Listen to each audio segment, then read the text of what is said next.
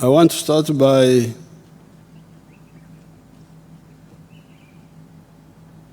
giving you some few hints on science, because I noticed there's a lot of panic created by people who don't know science very much about Ebola. I was watching CNN spreading fear through ignorance. Ebola is much easier to control than corona. Corona was one of the biggest problems in the world, one of the most dangerous pandemics. Why? Because it was spreading through breathing. We sit in the same bus, even if I am some meters away, you can infect me. We sit in the same room, you can infect me with corona. That's why corona was very, very dangerous. And Uganda was the most country the most successful country in the whole world, I think, in controlling corona. We lost very few people, about 200 or something like that. You can check how many people other countries lost, because many of the countries are not serious in fighting a disease. Here we controlled it with very few losses. Now, therefore, Ebola is nothing compared to corona. Ebola spreads by intimate contact. Mufachina abantu mbave kumba kwata bachi. Tumukwata ko mutunire butunzi. Contact, intimate contact. That's how Ebola spreads. And even then, somebody infected by Ebola is not infective all the time. It is only when the symptoms start showing that he or she starts being able to infect other people. And that is like after 5 days or 10 days. The whole period, I think they are saying that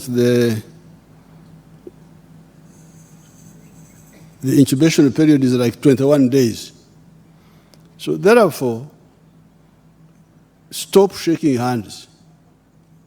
I normally don't like shaking hands, and this is a very good excuse. Now, I just wave at you. Shaking hands for what? What do you want to do for me? Nkulabye Chimara.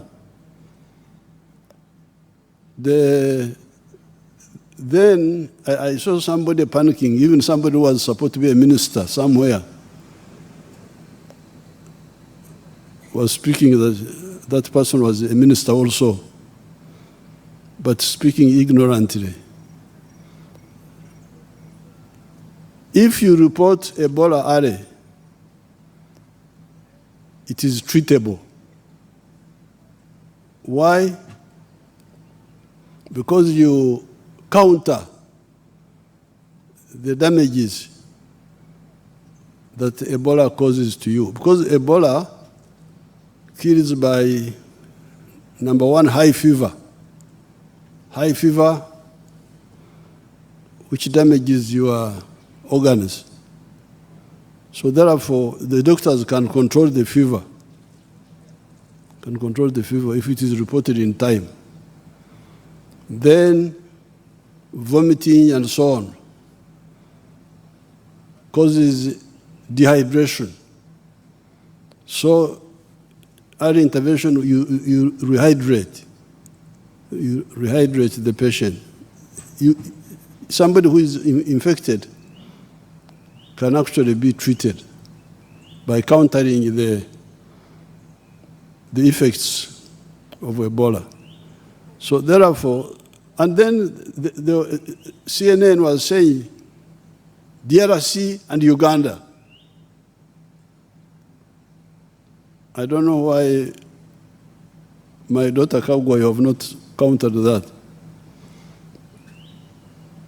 This was mainly DRC. All these people, the 500 or whatever number, then the ones who have died, they are saying 130 or something like that.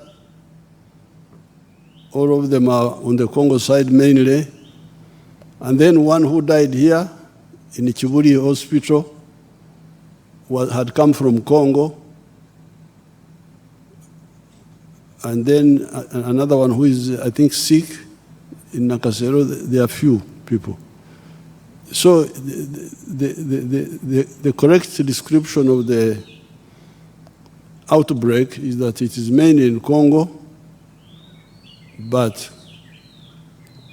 with a few people who came from Congo who came here. Now, when I met with the task force, we didn't agree with the panic of closing the border and all that. Because if people are coming illegally,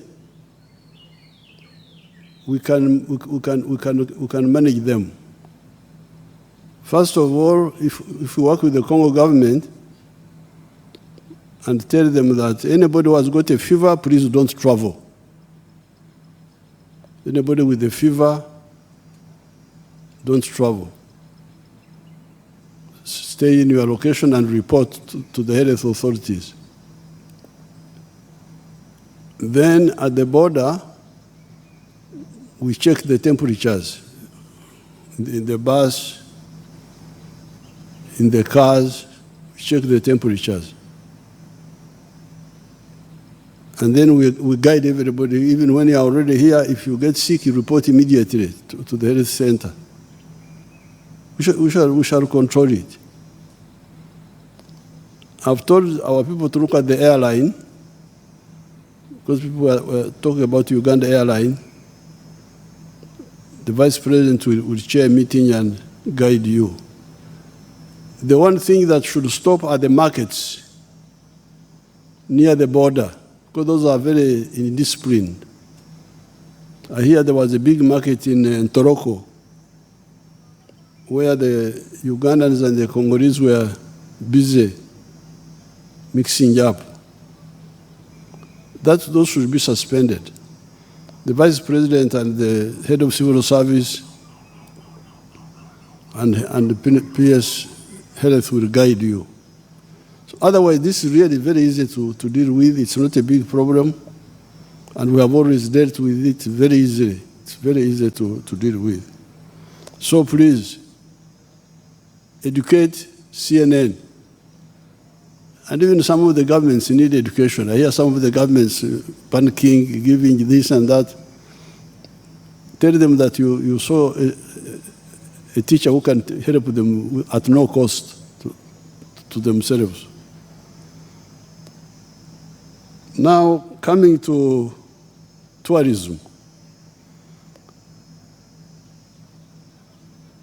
First of all, I must criticize your shelter here. And this one here. Because these canvases, are they canvas or what? These plastics, what? Where you put my visitors, they are distorting our heritage. They amplify heat. You are now roasting my people. Inside this tent here, that's terrible. Should not. Okay, it stops the rain. But I hope the visitors get out and really feel the air properly. We need to resolve this issue, this shelter. Maybe we should build a permanent shelter here with the right material, but not this canvas. Is it canvas or what? This? ebipiira ebyo mubiyita biki? Ebipiira abamanyi Oluganda mubiyita biki? Abamanyi Oluzungu? Our master of ceremonies, what is this? Is it canvas or what? Your Excellency, canvas could also work, but this is a tarpaulin.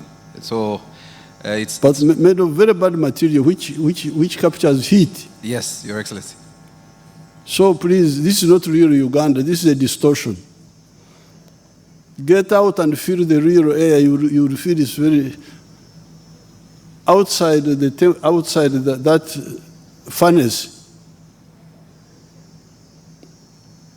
the temperature is what? Somebody should go and get us the real temperature outside, and then come and get the temperature in the furnace there. That's a furnace. People are being roasted. I'm roasting here. Anyway, that is, I thought I should point it out. Now, for tourism promoters, I want to tell you that Uganda is unique. There are only 3 points on the globe, Uganda and 2 others, which are like this. Why is Uganda unique? It is unique because we are right on the equator. That airport where you landed is 200 meters north of the equator. The equator passes 200 meters from the end of the runway on the southern side. So we get the sun all the year round. But our altitude is high. Normally when I travel to the world, I get very worried. When I land in New York, I look at the computer of my plane, and they say I am 18 feet above sea level. Oh! I don't sleep in the hotel, because I get worried that the ocean may come and swallow me. But here where you are 1,000 something, maybe 1,200 meters above the sea. Here. And this is middle level. You can show them the highest point of Uganda, which is 5,000 meters. Put it on the screen if you have it. The Rwenzori Mountains, put it there.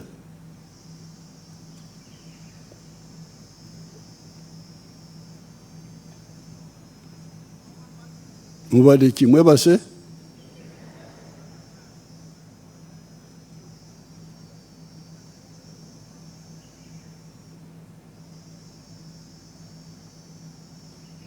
They will get it. So, the lowest part of Uganda, which is in the Rift Valley, is 600 something meters above sea level.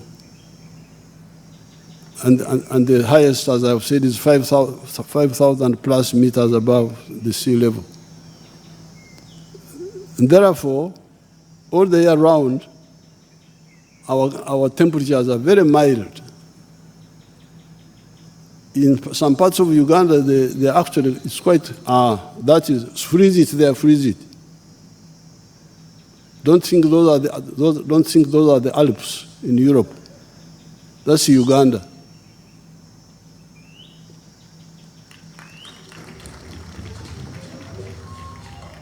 Freeze it, keep it there. This is what amazed the first European, one of the first Europeans who came here, Henry Morton Stanley. He was amazed. Couldn't know that there was snow right on the equator. And this is the uniqueness of Uganda. On the equator, with the high altitude. The only other parts of the world which are like this, are a part of Kenya. There's a part of Kenya which is near Mount Kenya, which is like this one. And also, there's a country in South America. What do you call it? There's a country in South America. I've never been there, but I see it on the map.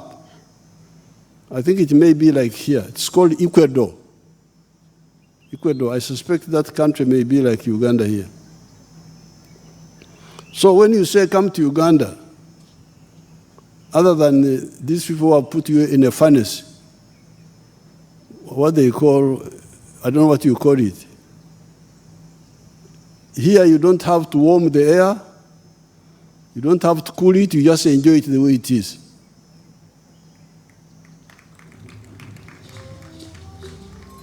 If you come to State House, the houses where government houses, there's air conditioning there, but I have never used it. Never used it. The machines are, I don't think they're even working, because I never use air conditioning. So that is point number one. These are three unique parts of the world.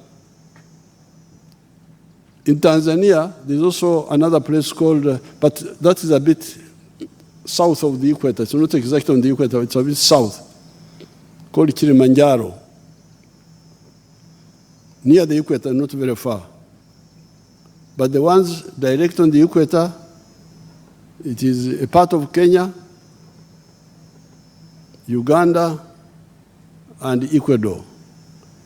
Otherwise, the equator, for most of the time, passes through low-lying parts of the world, like the Amazon.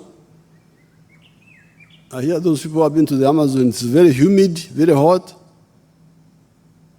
The Congo Basin, part of Congo, very hot, very humid. I was in the Philippines once, very humid. The equator passes there. And then in the ocean. Most of the time, the equator passes in the ocean. So when we say our friend Winston Churchill, when he wrote that statement in 1907, he was amazed. He had never seen anything like this in his life. And Churchill was a wanderer. He was a permanent traveler. So he was amazed. That's number one. The uniqueness of Uganda. There is nothing. When I travel, it's a sacrifice. I really sacrifice to leave Uganda to go and visit other places. I don't want to leave Uganda for any. I am over here and for here. I am always here. And these days I had the trouble. But secondly, if you are looking for the original Africans, here they are.